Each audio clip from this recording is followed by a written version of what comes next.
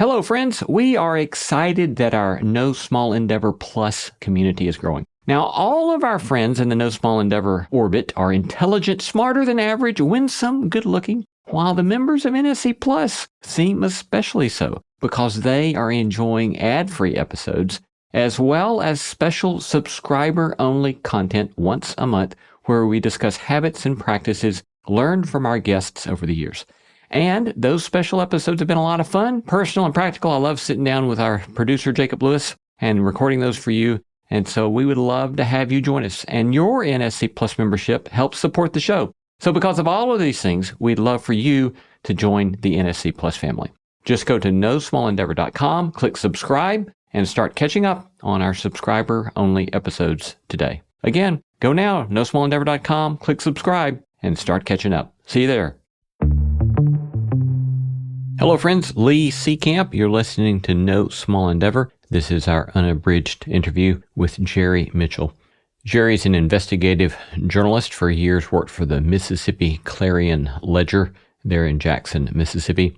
I first got to know Jerry when I, along with my friend David Fleer, would take graduate students on a tour. We would read various sources from the civil rights era and then go visit various places related to key moments in the civil rights movement and visit with folks along the way, and got to meet Jerry there in Mississippi several times, and then heard that he was going to be up in Nashville. And so this is a very fond memory. This was actually the first interview we taped for our podcast that started in 2020.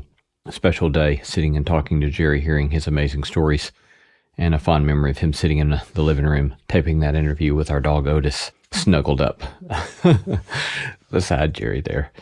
This is it's a great interview and moving and inspiring. Enjoy. Delighted today to have Jerry Mitchell, who's an investigative journalist, formerly with the Jackson, Mississippi Clarion-Ledger. His new book, being received with rave reviews and widespread acclaim, is entitled Race Against Time. A reporter reopens the unsolved murder cases of the civil rights era. Welcome, Jerry.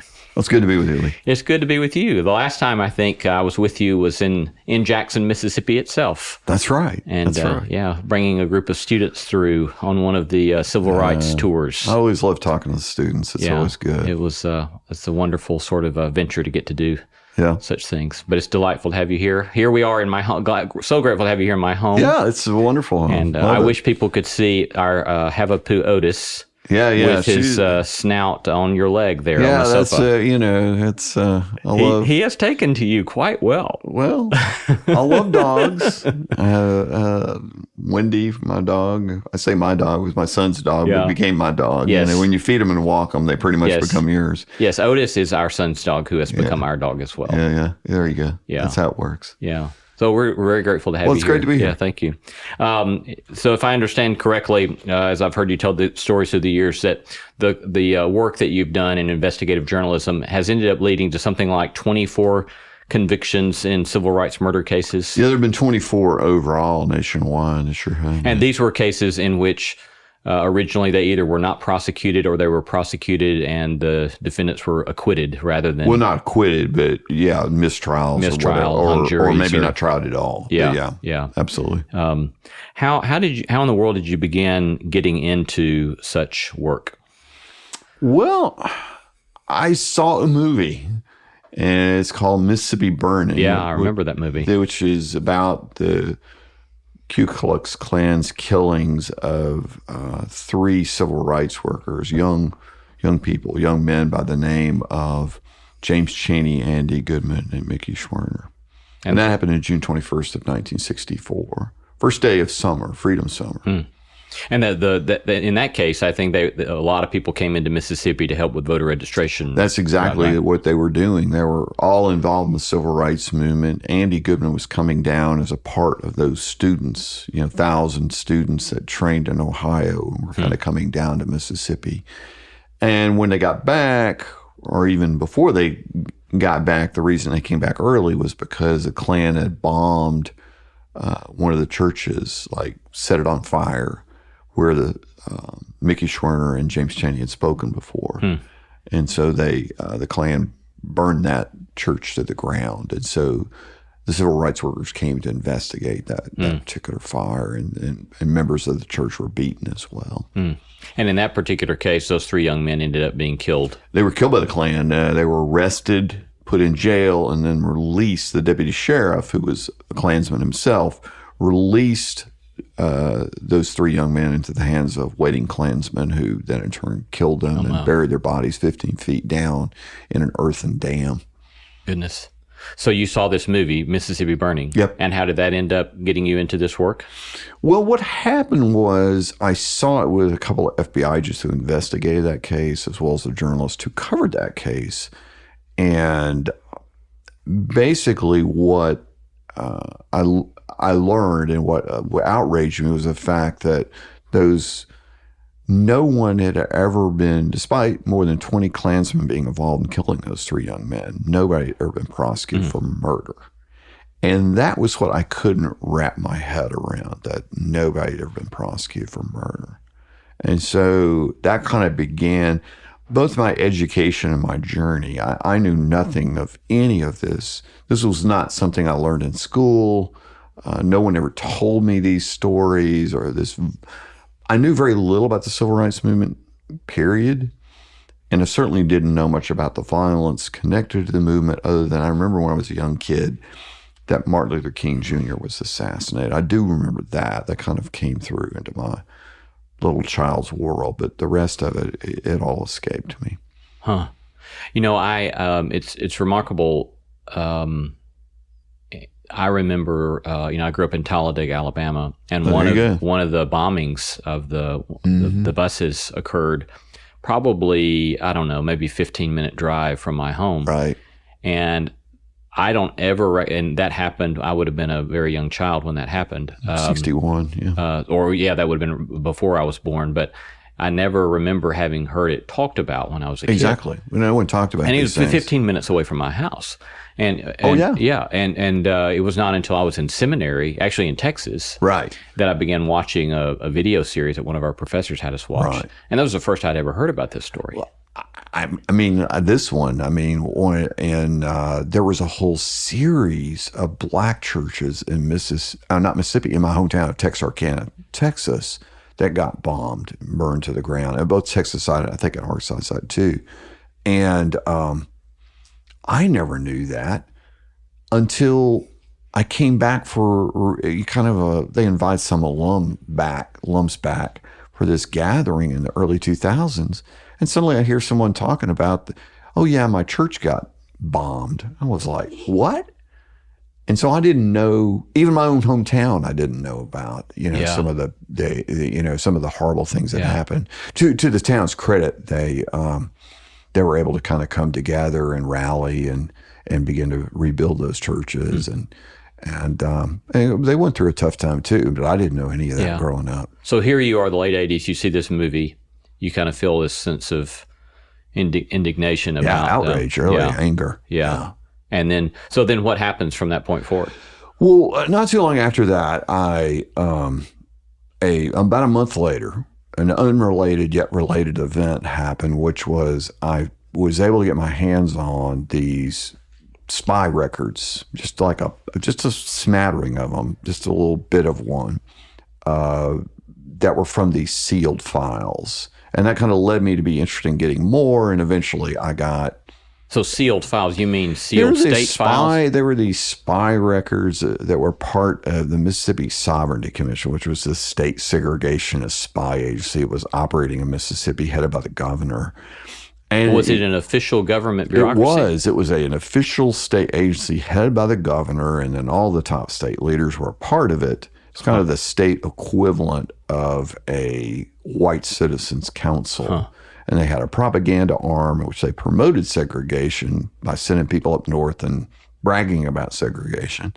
And then they also had a spy arm where they infiltrated civil rights groups and different things like that. So it's very fascinating. And so I was interested in getting those spy files, and eventually developed sources began to leak them to me. And what I found out was At the same time, the state of Mississippi was prosecuting Byron D. Beckwith. This other arm of the state, the Sovereignty Commission, was secretly assisting the defense, trying to get Beckwith acquitted, and nobody knew that. So let's back up just a second. For those who don't remember Byron Dale Beckwith, yeah, I'll explain who it is.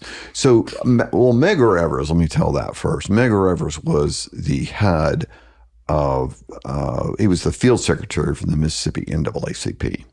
He's kind of the head of the NAACP in Mississippi. Basically been fighting for years for these, for African Americans to be full citizens, and was assassinated, shot in the back in his own driveway, June 12th, 1963. And he was shot and killed by a man named Byron D. Beckwith, who is a member of the White Citizens Council and a Klansman as well.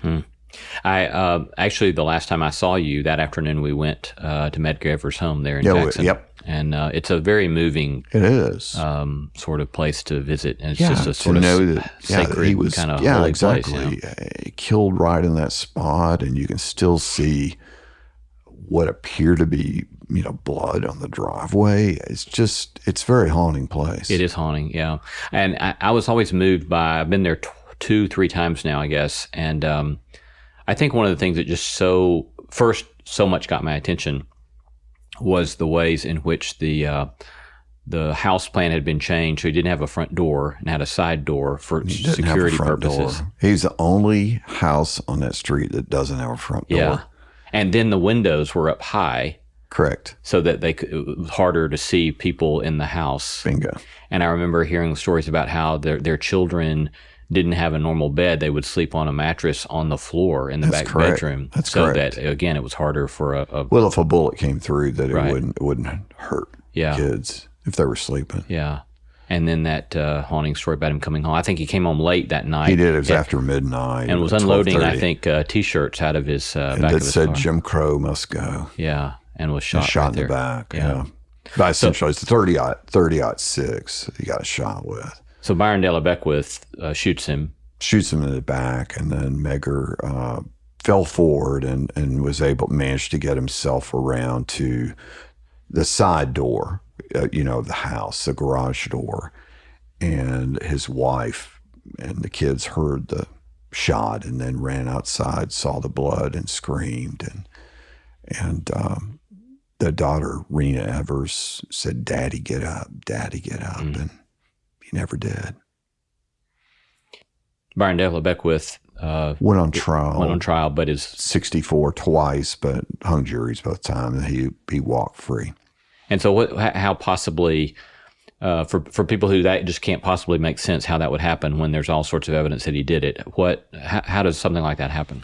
Well, a couple of things that happened. One is he had an all-white, all-male jury. And the reason he had an all-white jury is because African Americans weren't allowed to vote. Those jury rolls are pulled from voting rolls. Essentially, that's where those come from. And then on top of that, Mississippi wouldn't allow women to be on juries until 1968. Huh. So it was literally an all-white, all-male jury. On top of that, there were some police officers who basically lied. I think we can say this now, in confidence, as they lied and basically claimed they saw Beckwith in Greenwood, Mississippi, which is where he lived, at least an hour and a half away. I mean, and back in those days, it was probably closer to 2 hours. They claimed they'd seen him like pumping gas at 1:05 a.m., but they didn't connect the time to anything. There was a lot of problems in my mind with that testimony.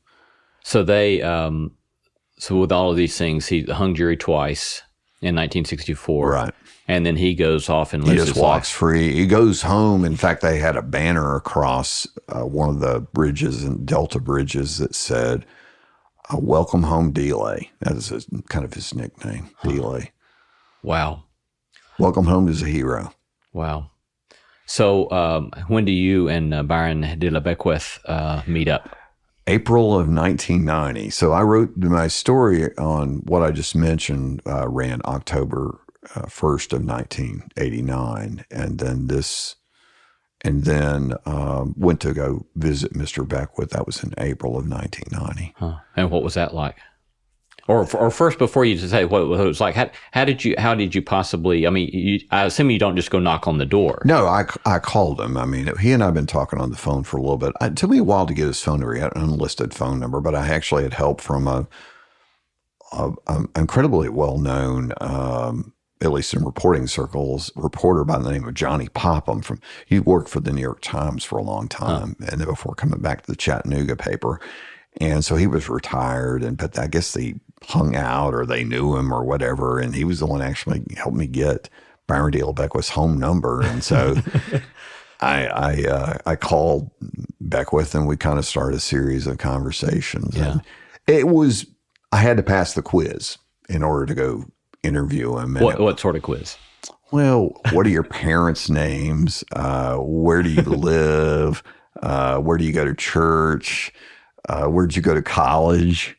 I mean, I guess I could, of course, I went to Harding University. I could have refused to answer, but I knew he'd like my answers, you know what I mean?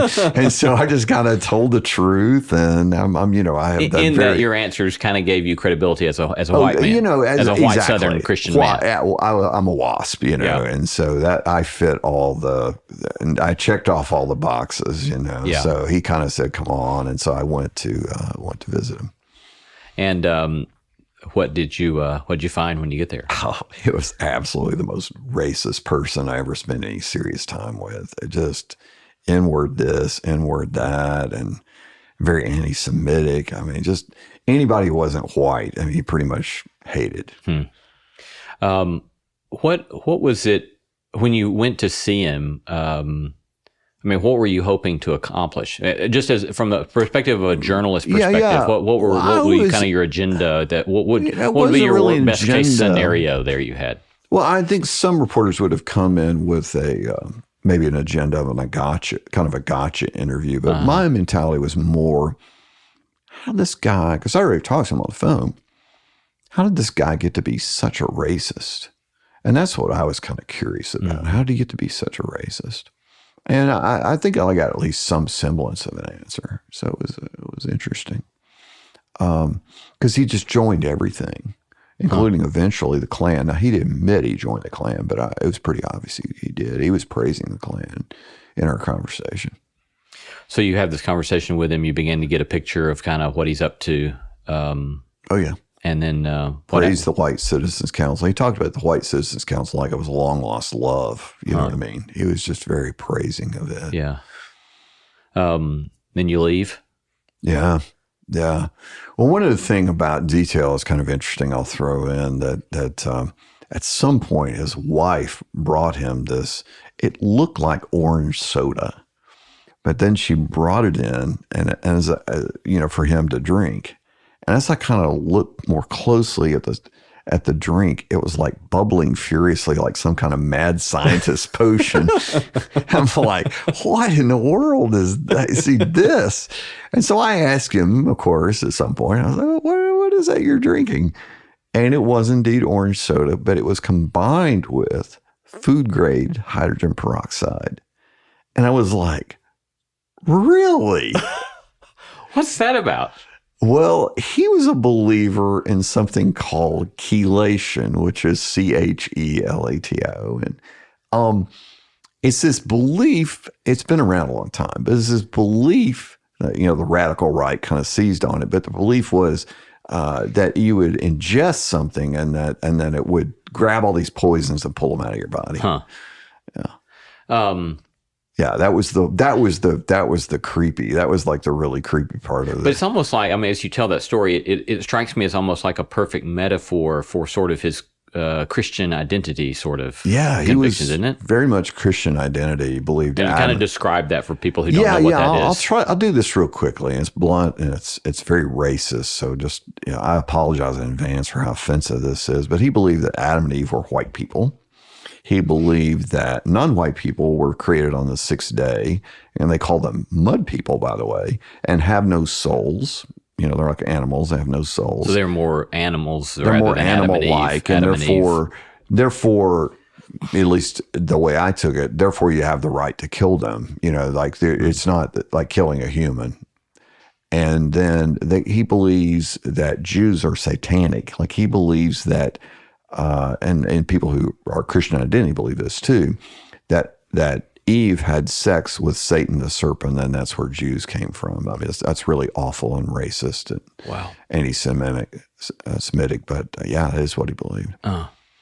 So you began to have all this kind of conversation with him. You told us a great story about kind of what happens on the way back out to the car. Yeah, he told me it was getting dark. He lived in Single Mountain, Tennessee, which is outside of Chattanooga. And he insisted on like walking me to the car.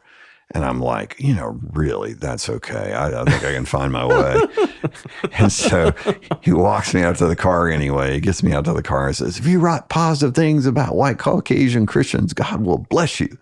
If you write negative things about white Caucasian Christians, God will punish you. If God does not punish you directly, several individuals will do it for him. And so his wife made me a sandwich. I think you can guess what I did with a sandwich. So after you have this experience with him, in time, he's brought to trial. I mean, the case is reopened. Yeah, right? It's reopened. Because of your investigative work? A lot of people involved. I'm very blessed. I really am. He went on trial and finally in 1994 and was convicted on February 5th, 1994. Huh. And back in Jackson? In Jackson, in the exact same courtroom he'd been tried in almost 30 years to the day. And when the word guilty rang out, you could hear the waves of joy as they cascaded down the hall until it reached a foyer full of people, black and white, just erupted in cheers. And I just felt chills because the impossible had suddenly become possible. And Medgaver's wife was there, I think. And she was there, and her daughter Rena and her son Daryl, and they all cheered. Yeah. It was something. It was this. I just felt chills because the impossible had suddenly become possible. Yeah. You tell at least 4 major cases in your book. I do, right? I do. I think you also tell a story about Vernon Damer. Yeah, Vernon Damer. Yeah, can you kind of give us a sketch of his story? Yeah. Vernon Damer is a very fascinating guy. What an incredible family. I just love the Vernon Damer family. Love all these families. But he was a farmer, businessman, entrepreneur. But he was dedicated really to getting the right to vote to all Americans.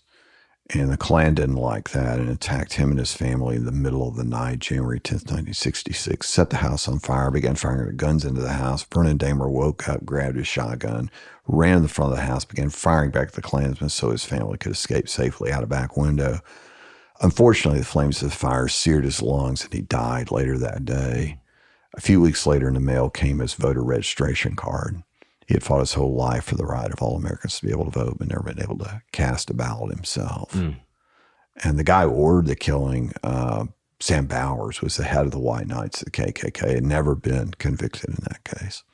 Now, before we talk about Sam Bowers, for those who aren't aware with the way the mechanism of inhibiting black voter registration worked, I mean, I read, I don't know if this is true, maybe this is a urban legend, but my understanding is that one of the guys who was over voter registration there, circuit clerk, that he would ask the question, how many bubbles are in a bar of soap? And if you couldn't answer that question, you couldn't register.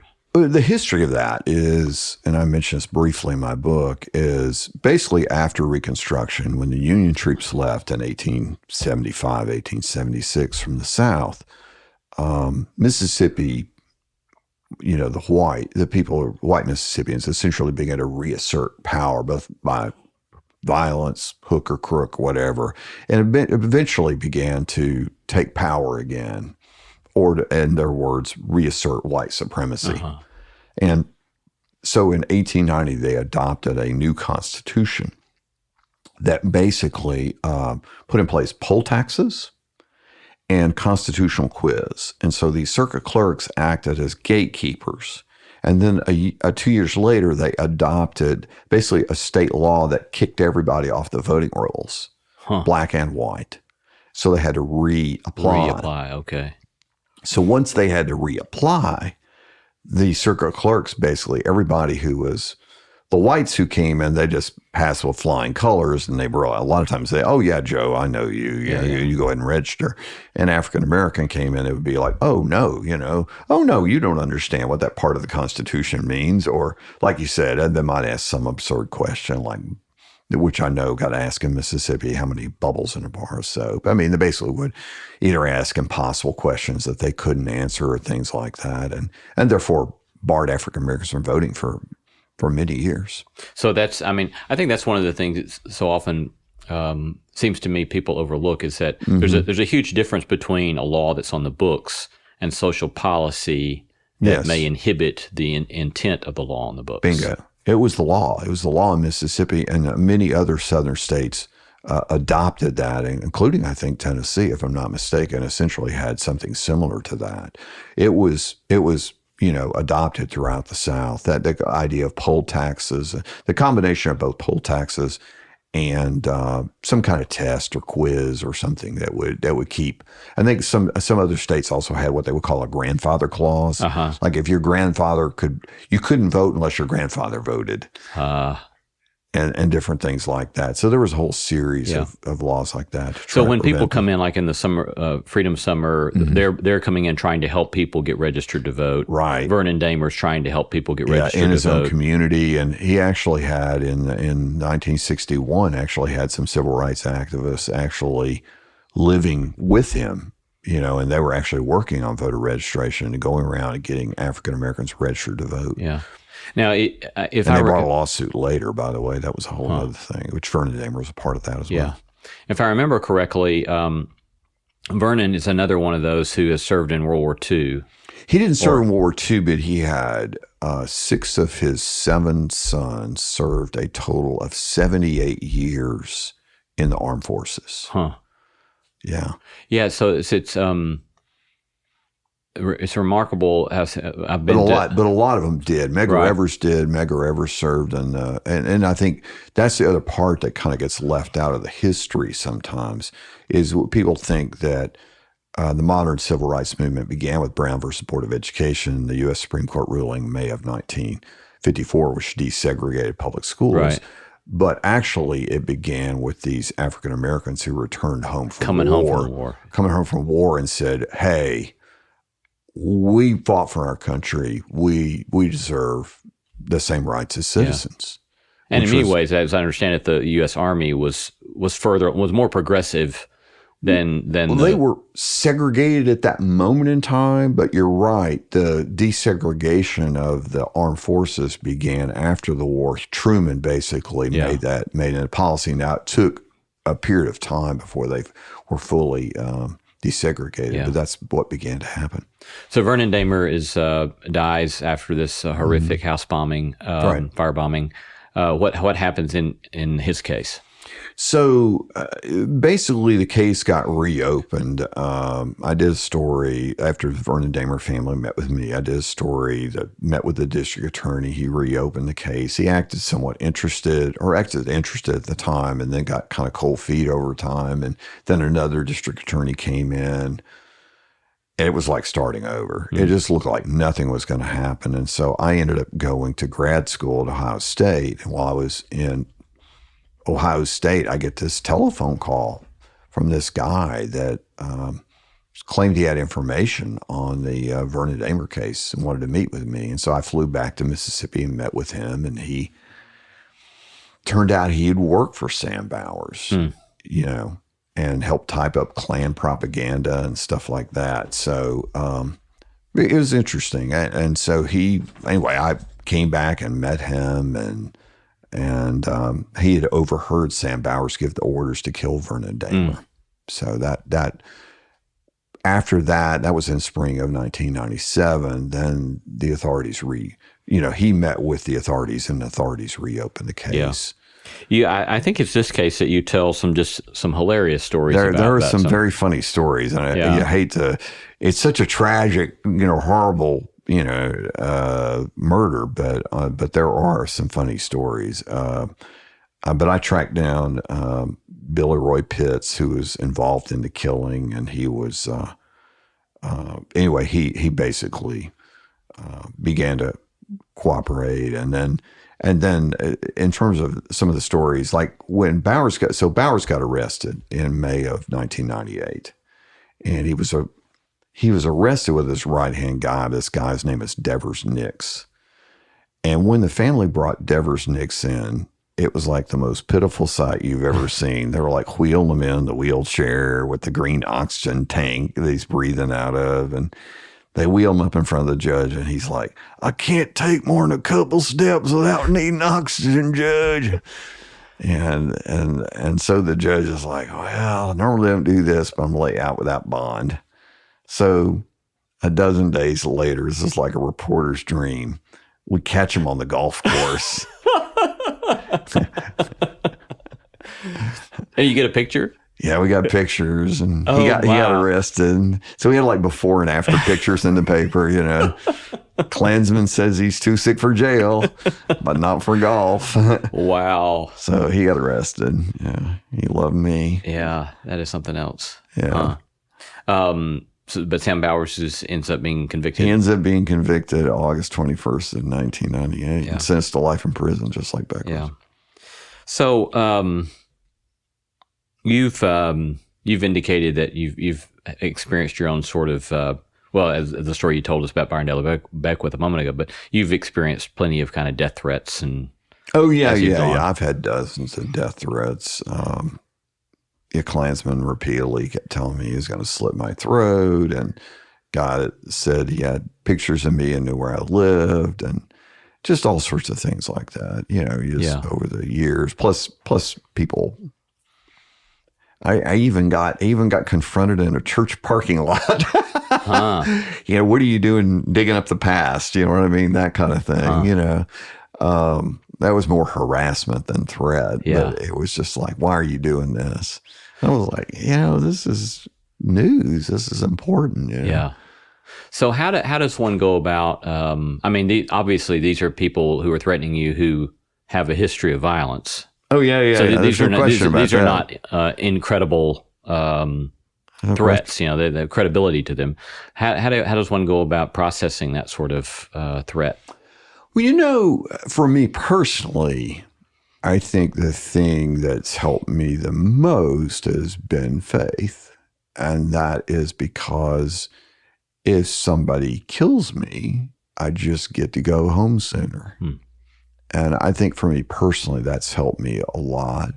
Another thing is I was pretty young at the time, young and obsessed and not willing to be intimidated. I don't know what else to say. Yeah. And I just was headstrong and all those things, and not really, you know, them trying to threaten me really made me more determined to do it than ever. Yeah. So what would you say to people with regard to, I mean, when I look at a story like that, you know, I'm always telling my students, I teach ethics classes, so I tell my students that, you know, I can teach the most brilliant ethics class and you can understand all this stuff, but if you don't have courage, then in many ways it's not going to mean anything. No, it's not going to mean a thing. Because you know that's when the push comes to shove. You got to be able to somehow act on what you think is right. Right, and it's all about living fearlessly, and that's kind of the unexpected gift I got from that. And living fearlessly is not about living without fear. Living fearlessly is about living beyond fear. It's about living for something greater than ourselves. And I think if we understand that and are willing to live for that, you know, which all the people in the movement, civil rights movement, that's what they were doing. Yeah.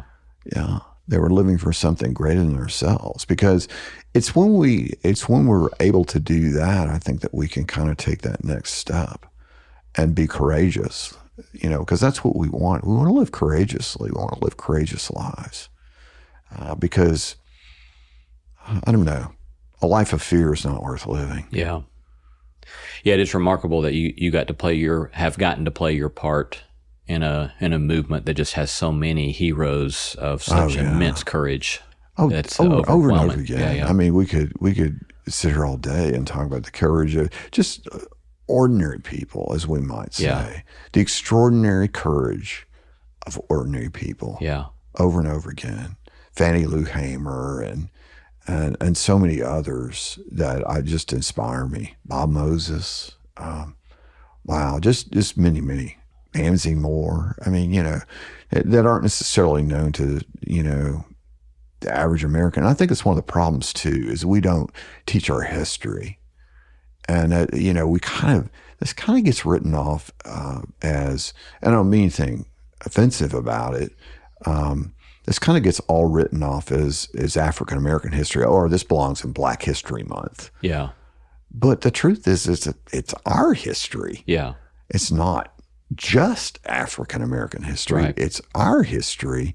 And the other part of the equation is that we sometimes leave out is, for lack of a better term, the white defiance. I mean, that what they were going up against, it wasn't just the Klan. It was the entire state, powers that be, everything. Yeah. Yeah, I want to come back to that in just a moment. Before we go to that, let me ask this question about kind of internal dynamics here. Sure. As I've been thinking about this, I'm reminded of a quote that I often like to use in class as well, about from Aristotle, where he once said something like, the virtuous, he said man, because it would have been sexist in his day, but Sure. the virtuous human being will be angry in the right way, with the right intensity, for the right length of time, in response to the right thing. And when I first read that, I thought, oh, well, thanks very much. That's very helpful. But the more I've reflected upon that, I think it's pretty brilliant. It's pretty right. Yeah. And I think Scripture kind of backs that up as well. If you're talking about anger, that there's a season for it, or a length of time for it as well.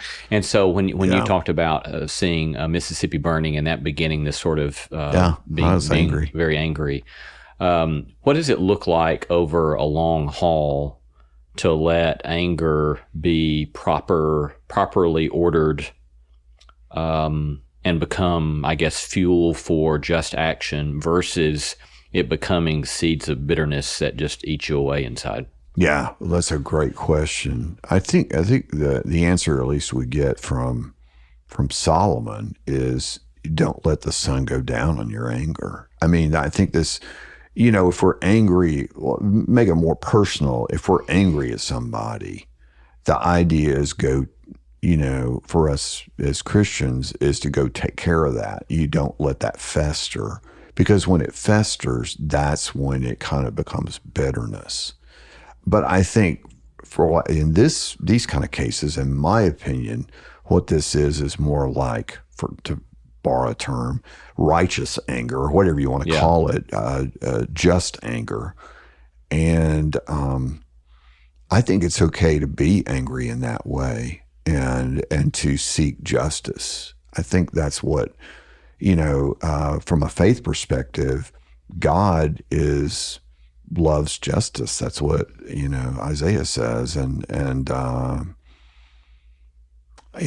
think that, and God is just. So it's not like, I think that when I did a deep dive on scriptures and stuff after Byron D. LeBecq was convicted, I really began to really think more about what justice was and what it means and what it looks like. Yeah. So, yeah. Yeah. I mean, it does seem to me bizarre in the ways in which we have such social and political polarization, and among some, there's this sort of language as if if you start talking about justice, that's somehow suspect as some sort of leftist progressive agenda. No. Whereas no, that's not what the Bible says. Yeah, right. Yeah. Well, one Old Testament scholar, talks about how social justice is a conservative issue because it's there over and over and over again. You don't have to read the Bible very much to come away with that. Yeah. I mean, it's what does God expect of us? To walk humbly, to do justice, and to love mercy. Yeah. I mean, and justice is more than just what happens in a courtroom. Right. We shouldn't, with that, to describe that, we shouldn't have a different set of scales of justice for those who are powerful, who are rich, for whatever, which unfortunately happens too many times in this country. Just as a reporter who's covered it for years, I know it's true. But then the other part of that is justice is just about how we treat each other. How do we treat the least of these? I'm going to give a simple example. I know in Mississippi now they did finally change it, but it's still not that much better. They would allow, the Mississippi legislature allowed the law to be changed. They used to have laws against this called usury laws. Mm-hmm.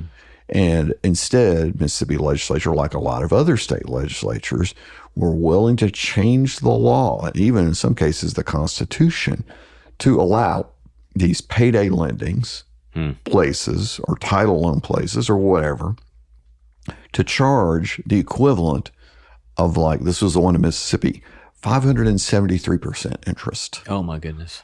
For like a loan. Now, I just think that's just so far beyond the pale. Yeah.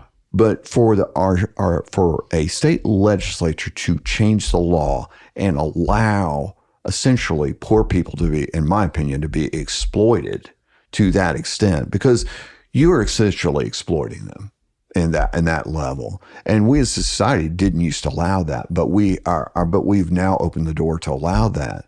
And I mean, what are you doing?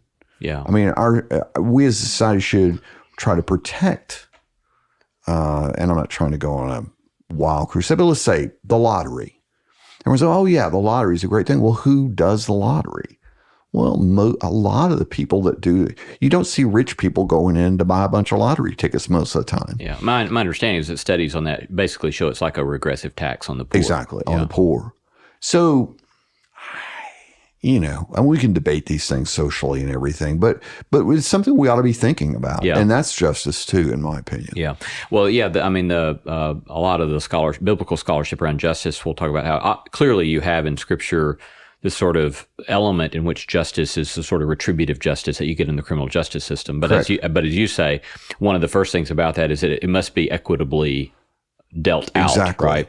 And then there's this other piece of justice where, and you could say even the more emphatic element of justice in the Hebrew prophets is on the sort of holistic concern for the community, especially concern for the poor, the marginalized, the foreigner, the widow, the orphan, and so forth. Yeah. The afflicted. Anybody who doesn't have a lever on power the way everybody else would, they especially are attended to by justice in a sort of proactive way, and by God, and and God over and over again it says God blesses, and protects them, and it just seems to me so important, for us to keep saying this is not a conservative versus liberal thing. No, I don't think so at all. It's a sort of thing that's right there in the tradition, over and over again. I would agree wholeheartedly with that. I think it's within the tradition. Yeah. So, you. Have moved from, you were the Clarion Ledger there in Jackson for what, 30 years or so? Yeah, 3 decades or so. Yeah. But now you've moved over to a new nonprofit. I started a nonprofit that's essentially I'm essentially continue to do what I've always done, which is investigative reporting. Yeah.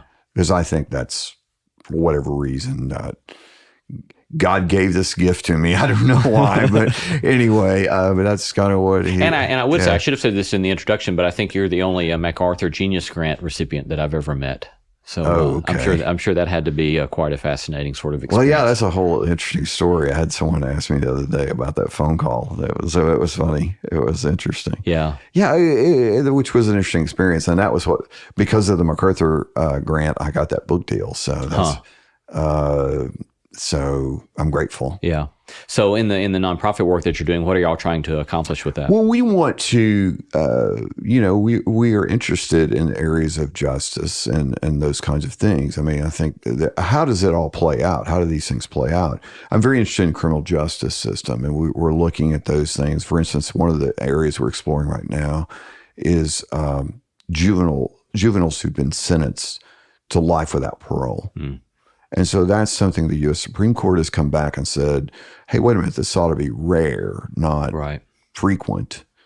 And for whatever reason in Mississippi so far, most of the judges have either given the same sentence or not resentenced. Mm. So we're taking a look at that. I've written for this over the past year, I've written about prisons in Mississippi. Mm. And it's really fascinating. It's just fascinating that the least of these, so to speak, are just that it's almost like, hey, just go away. We don't want to know what's going on, almost kind of situation. And I'm always fascinated by being able to report on places and things and people that aren't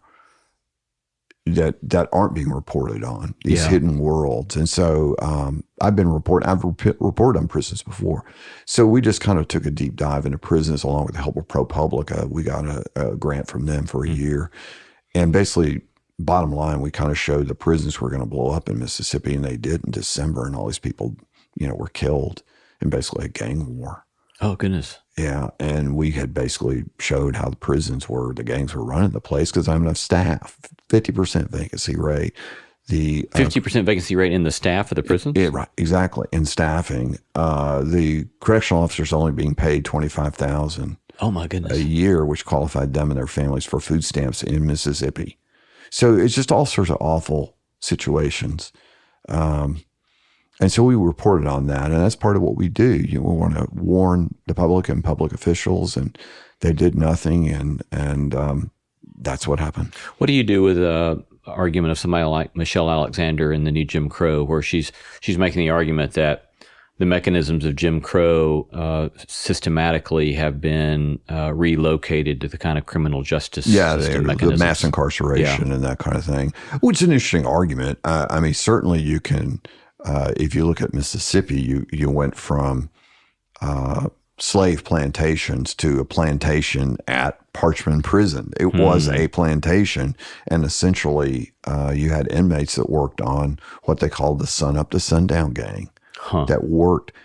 They actually raised, on average, in the early years of Parchman, and then that, of course, they increased over time. They actually brought in, I think it was the modern equivalent, about $5 million. Wow. Over 2 years to the state treasury. Yeah. So it was like a big boon to the state treasury for many years. And of course, they would not only do that for the plantation that Parchman had, the prison had, but they would kind of farm them out into other people's plantations, and they would be paid for that as well. So it became a huge money-making racket. And of course, the people who were working were getting zip. They were getting nothing. Yeah. And they were essentially, there's a whole book on it by David Ashinsky. It's called Worse Than Slavery. So essentially you kind of see the beginnings of that in the Parchman prison system. So in your work now, when you look at what's going on in 2021, what sorts of echoes are there? Echoes of 1960s you're hearing now, 40 years later, or what are the sort of things that you're seeing and hearing that cause yellow flags, red flags in your psyche? Well, there's been a real rise in white nationalism, white supremacy within the past probably 5 years, a little more. There's no question of that. I mean, you see this whole series, not just even in the United States, but around the world, of, terrorist attacks or white supremacist attacks or anti-Semitic attacks, attacks on Hispanics, others, churches, synagogues, mosque, you name it. And it's all, a lot of it, not all of it, but a lot of it sometimes is unfortunately in the name of God, quote unquote, you know? Yeah. And, but the white supremacy is, you're seeing a real increase in nationalism and nativism, and there's been a real increase in what I would call identity politics and things. And we're essentially, the disconcerting thing, especially in this country, is I sense we are fracturing as a nation along racial identity, other, partisan political lines. From your take on this, what are some of the major elements that have been contributing to this fracturing? What you're seeing is fracturing? That's a great question. I don't know if I know all the reasons why, other than an embracing of nativism, identityism, whatever you want to call it, of people that are embracing, kind of that white nationalism and different things like that, or the equivalents across the board.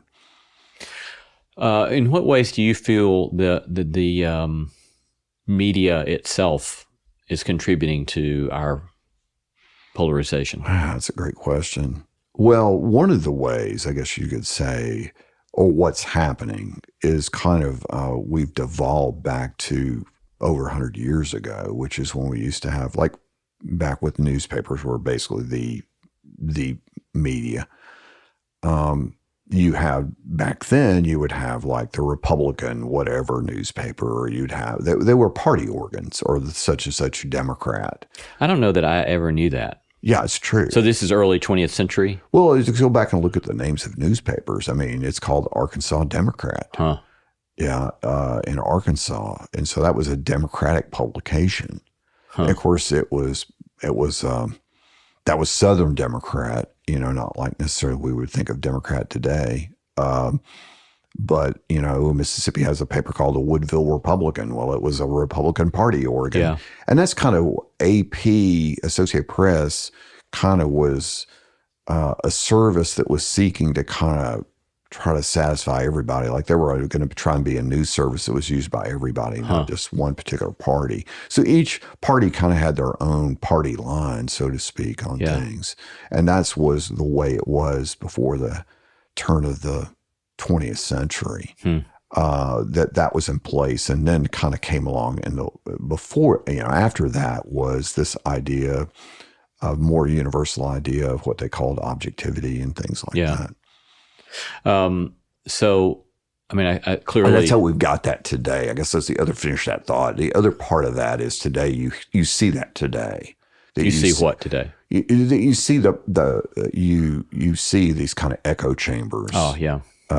In certain, like certain TV channels or blogs or whatever. I mean, it's innumerable, the various outlets for, in other words, like if I'm a Republican or I'm a Democrat or whatever I am, and I've got a particular point of view, that I'm looking to this particular source that's going to basically be an echo chamber or reinforce that view, as opposed to a source outside that might, give me multiple points of view or whatever they are. Yeah. What sorts of practices would you suggest to just person in the suburbs, person living downtown, whatever, whoever they are, kind of, what are best practices in reading or best practices in being informed from your perspective? Well, the main thing is credible news sources as opposed to Joe Blow's blog. Yeah. And to be able to be discerning. I mean, but what do you say to those who just say, well, what goes as credible is fake news, or what goes as credible is biased, or... Well, I don't know if I can completely answer the question, but I'll just get to the part of it, which is this, in my opinion. Truth matters. And we've got to, and yes, we may not be completely get to truth, but we need to move toward truth. And if truth is no longer important, if you get to have your truth and I get to have my truth and somebody else gets to have their own truth, we don't have truth anymore. Yeah. That's not truth. Truth is bedrock. It's, or facts, if you want to think of them in terms of facts, maybe that's a better term to use. There's no such thing as multiple sets. Everyone doesn't get their own facts. There are facts. Yeah. And whatever those facts are the facts. Now, people may draw different conclusions from those facts, and they're certainly entitled to do that. But the facts are the facts. And there aren't other facts, you know what I mean? That either the facts are the facts, and you go from there. Yeah. What gives you some hopefulness about being a journalist at this time in the American culture? I think it's a great time to be a journalist. I mean, I don't know that our profession has ever been more needed than at this time, at this moment in time. And I'm excited about the nonprofit Mississippi Center for Investigative Reporting. We're trying our best to raise up a new generation of investigative reporters, because it's important. How does the public know what's going on? Like, so with prisons, it's not like the public officials were telling them this. Right. We were reporting on this based on developing a lot of sources, both inside and outside, and from within prisons and families and others, this information and be able to show the public what's really happening behind bars. This is important. It's taxpayer money being spent, and how is our tax money being spent? We need to know these things. We need to know the facts, as we're kind of talking about. And when the public doesn't know the facts, when the public's kept in the dark, then we're operating in darkness. Yeah. I remember, just as you're talking, I was flashing back to remembering a story. As I recollect, it's been years since I read this story, so I may be missing the facts. But as I recollect, I remember there was a journalist who would go, American journalist who went to see Gandhi. Mm-hmm. And I remember Gandhi talking about how important the journalist was. Yeah. And that in many ways, Gandhi couldn't do what Gandhi wanted to accomplish, or what he did accomplish, apart from the journalist, because the story needed to be told. Exactly. And it does seem to be that apart from that sort of rootedness in telling stories vis-a-vis the powers of the world, we don't have much hope in kind of certainly apart from any sort of violent retaliation. In many ways, the journalism is the most nonviolent kind of response to try to break down abuses of power. It seems to me. It is, and I think you hit on another point there that's important to make, and that is story. That, how do we tell others story? Yeah. I mean, I think there's something innately powerful about story and telling a story, because you can teach story to little kids. I mean, you can, and I think, again, to harken back to faith and to scripture, the vast majority of it is story. Yeah. I find that interesting. I find it interesting that we learn by story, and story is so powerful. And I learned that at some point. I was in grad school. I began to learn how to do narrative nonfiction. I'd not done any of that before. And this is 96, 97. And that would have been really cutting edge, I would think, in the late 90s. I guess so. But I read it and loved it. And I'm like, oh man, I want to do this. But I remember I did this piece called Preacher and the Klansman, which is about John Perkins, who's a African-American preacher and who got involved in the civil rights movement. Tommy Terrence, who was a Klansman in Mississippi, who was involved in a bunch of the violence. And the end of the story is they become friends. And so I remember I got this letter from this guy from Mississippi Delta. He was a 58-year-old doctor, and he said, I never really understood what African Americans had gone through until I read your story. And I'd written about it for years, and it made me realize the power of story. Yeah. And as I hope that with the book, with Race Against Time, that it becomes that for people, that it's a means by which people can learn. It's not a boring history book. Hopefully it's an interesting story that people can read and take away. And I've heard that back from people as well, that they go, oh man, I never knew all this happened, and that's what you want to do, a story. You want to kind of hopefully share a story people don't know, and they begin to learn from it. Yeah. And it reminds me too of the power of that story that you just began to tell in your own sort of investigative work, where you get to that point in that courtroom where you realize that the impossible has become possible precisely out of storytelling. Exactly. Isn't that fascinating? Yeah. It really is. You tell a story, and then that in turn becomes another story. Right.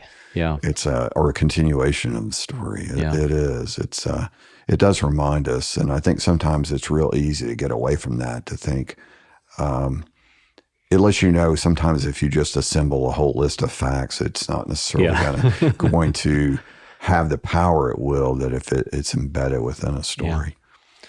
Well, we've been here talking to Jerry Mitchell, investigative journalist from Jackson, Mississippi, on a Nashville cool winter day, with Otis still sitting quietly by Jerry's side, keeping him company here on the sofa in the living room. Otis. Jerry Mitchell, recipient of a MacArthur Genius Grant, and most recently the author of Race Against Time. A reporter reopens the unsolved murder cases of the civil rights era, available everywhere good books are sold. Thank you, Jerry, very much for coming to be with us. Appreciate it, man. Great to be with you. Thank you.